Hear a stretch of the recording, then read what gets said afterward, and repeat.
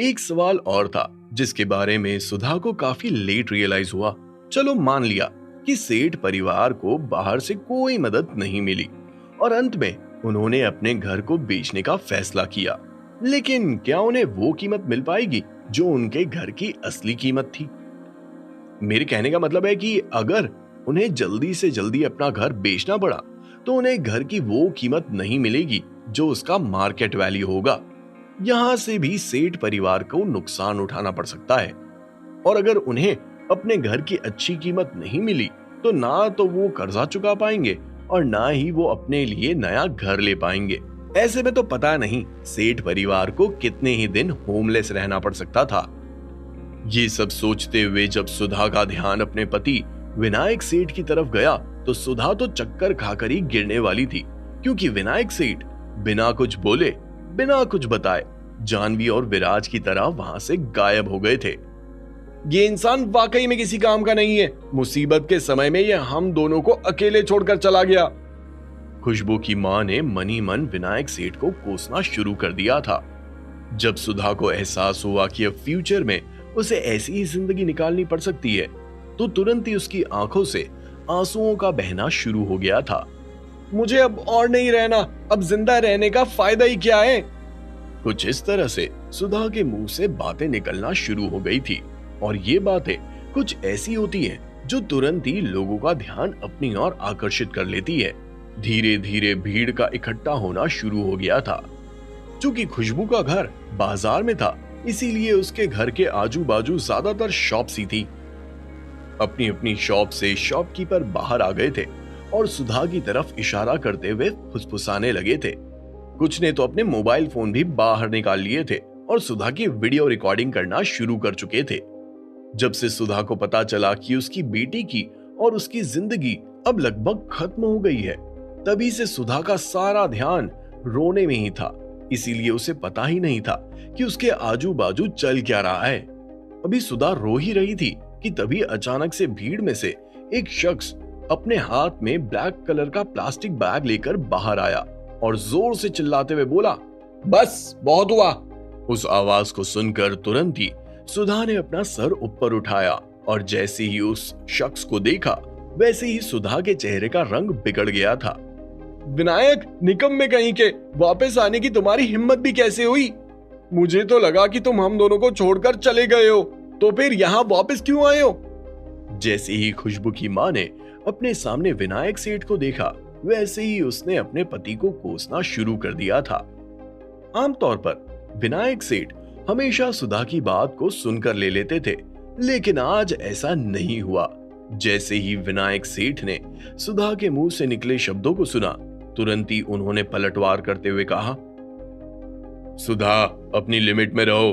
अगर तुमने मुझे फिर से कोसना शुरू किया तो याद रखना, मेरा हाथ तुम्हारे गाल पर होगा। तुम्हारे गालों को सहलाने के लिए नहीं, बल्कि जोर से बजाने के लिए। जैसे ही विनायक के मुंह से ये शब्द बाहर आए, वहां मौजूद पब्लिक खिलखिलाते हुए हंसने लगी थी। विनायक सेठ के मुंह से निकले शब्दों को सुनने के बाद सुधा एक पल के लिए स्टन रह गई थी। उसने एक्सपेक्ट नहीं किया था कि अचानक से उसे विनायक के मुंह से ये सब सुनने को मिलेगा, वो भी पब्लिकली।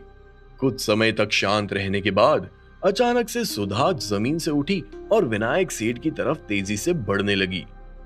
विनायक के सामने पहुंचकर सुधा ने अपना मुंह खोलते हुए कहा, इडियट, तुम्हें शर्म आ रही है?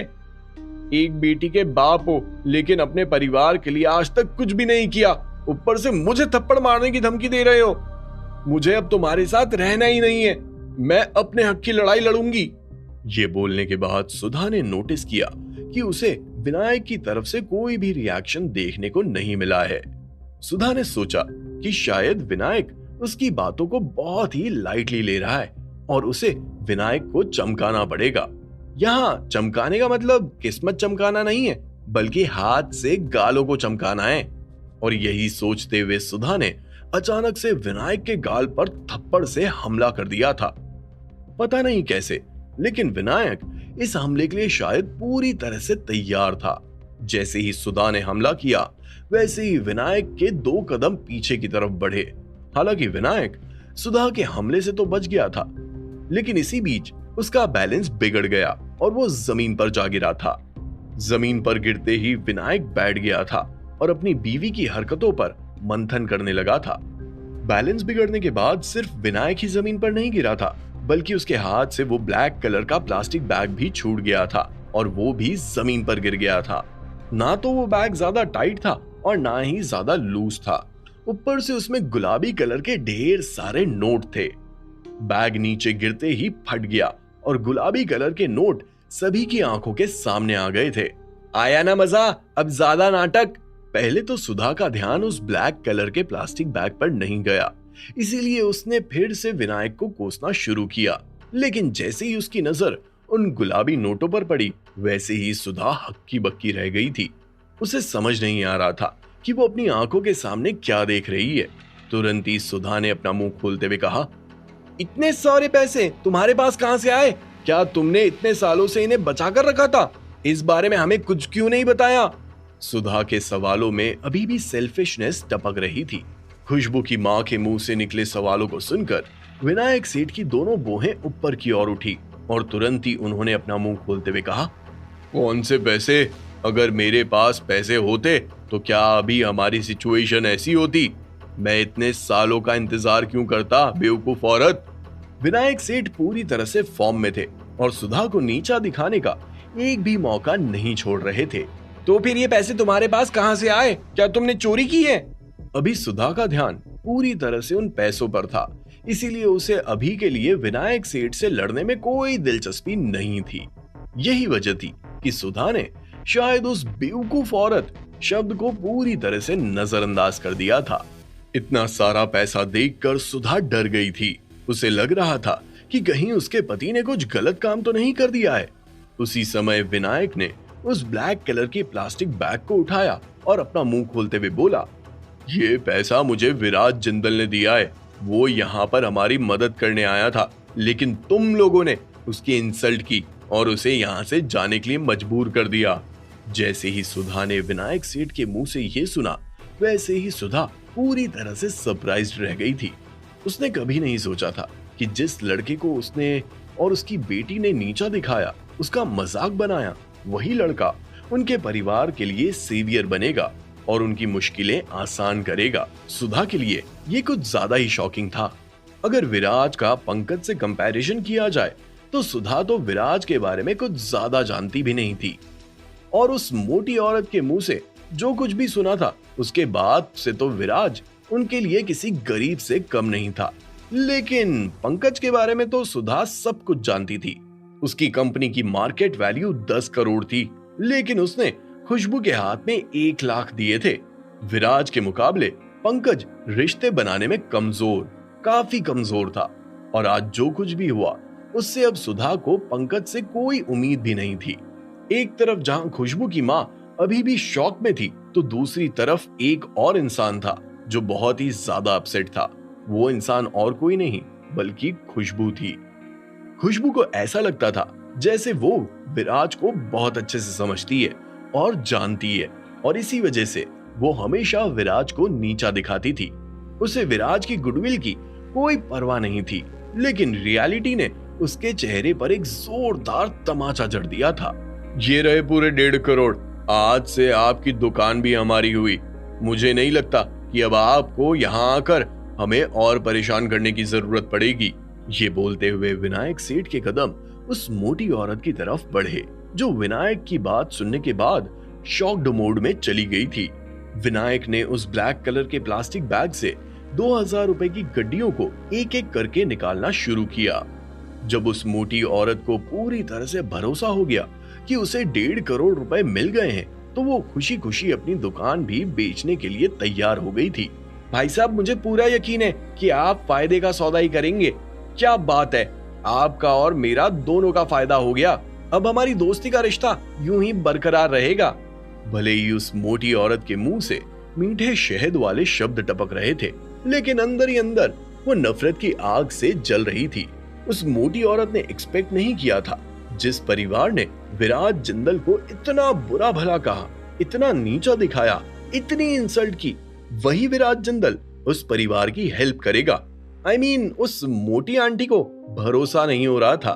अब उन्हें लग रहा था कि अगर उनके रिश्ते भी विराज जिंदल के साथ अच्छे होते तो विराज उन्हें भी आसानी से 1-1.5 करोड़ रुपए यूं ही दे देता, जैसे इतनी बेइज्जती खाने के बाद उसने सेठ परिवार को दिए। खैर, उस मोटी औरत का सपना एक सपना बनकर ही रह जाएगा, क्योंकि अब उसकी मुलाकात शायद विराज से कभी नहीं होगी। बस अब तो एक ही चीज हो सकती थी, आज तुमने मुझे इग्नोर किया, कल हम कुछ ऐसा काम करेंगे जिससे तुम्हें आगे बढ़ने से रोका जाए। भले ही वो मोटी औरत ऐसे कितने ही पैतरे क्यों ना सोच ले, लेकिन क्या वो विराज को आगे बढ़ने से रोक सकती थी? बिल्कुल भी नहीं। चलो अब मोटी औरत का चैप्टर यहीं खत्म करते हैं। दूसरी तरफ बाजार से थोड़ी ही दूर पर दो लोग फोर्ड फीगो कार में बैठे हुए दिखाई दे रहे थे। वो दोनों और कोई नहीं बल्कि विराज और जानवी थे। विराज, मैंने एक्सपेक्ट नहीं किया था कि तुम एंड में उनकी मदद करोगे। Thank you so much, Janvi ने विराज की आंखों में देखते हुए कहा। जानवी की कातिल निगाहों ने विराज को पहले ही घायल कर रखा था, और कल रात को कार में उन दोनों के बीच में जो कुछ भी हुआ उसके बाद तो विराज जानवी के प्यार में और भी ज्यादा मस्ताना दीवाना हो गया था। अगर तुम नहीं होती तो मैं डेफिनेटली उनकी कोई मदद नहीं करता। दरअसल इतनी आसानी से ऐसे लोगों की मदद करनी भी नहीं चाहिए। उन्हें थोड़ा पनिशमेंट तो देना ही चाहिए, जिससे उन्हें एहसास हो, उन्हें पता चले कि वो जिंदगी के सफर में कहां गलत जा रहे हैं। जैसे ही विराज के मुंह से ये शब्द बाहर आए, वैसे ही जानवी ने अपना सर हिलाया। कभी कभी जानवी को भी ऐसा लगता था कि खुशबू का परिवार थोड़ा अजीब है और वो लोग हर चीज को बहुत एक्सेसिवली करते हैं। उन्हें सामने वाले इंसान के कैरेक्टर से ज्यादा सामने वाले के पैसे से और रुतबे से मतलब होता है, और वो लोग दोस्ती को दोस्ती की नजर से नहीं बल्कि एक बेनिफिट की नजर से देखते हैं। हालांकि वो अलग बात है कि उन लोगों ने शायद सोचा नहीं होगा कि जिस पंकज से वो उम्मीद लगाए बैठे थे वही पंकज उनके हाथ में 1 लाख रुपए देकर निकल जाएगा। इसे ही तो कहते हैं जैसी करनी वैसी भरनी। दूसरी तरफ एक ही दिन में जानवी के सामने खुशबू की सारी पोल खुल गई थी। हालांकि जानवी को अफसोस हो रहा था, लेकिन मन ही मन उसे इस बात की खुशी भी थी कि उसकी आंखों के सामने सच्चाई आ गई थी। विराज, आज तुम्हारा क्या प्लान है? क्या तुम आज फ्री हो? जैसे ही जानवी के मुंह से ये शब्द बाहर आए, वैसे ही विराज को अचानक से कुछ याद आया। तुरंत ही विराज ने अपनी घड़ी में समय देखा और अपना मुंह खोलते हुए बोला, जानवी, जल्दी से मुझे गुलमोहर गार्डन छोड़ दो। जब जानवी ने विराज के मुंह से गुलमोहर गार्डन का नाम सुना तो उसे काफी अजीब लगा। जानवी की नजर में गुलमोहर गार्डन वो जगह थी जहां सिर्फ मुंबई के अमीर परिवार वाले रहते हैं। मुंबई शहर का सबसे एक्सपेंसिव और हाई स्केल रेसिडेंशियल इलाका था गुलमोहर गार्डन। नाम तो सुना ही होगा। गुलमोहर गार्डन का नाम सुनकर जानवी को इतना स्ट्रेंज क्यों लग रहा था? एक जमाने में ये गुलमोहर गार्डन जानवी का हुआ करता था। एकाएक जानवी के हाथ से वो अब किसके हाथ में चला गया था और कैसे? क्या इसके पीछे की सच्चाई जानने का हमें मौका मिलेगा? क्या विराज जानवी को अपनी असलियत बताएगा? अब जब जानवी ने गुलमोहर गार्डन का नाम सुन लिया है तो जानवी के सवालों का विराज क्या और कैसे जवाब देने वाला था? जानने के लिए सुनिए cash on my mind, only on pocket FM।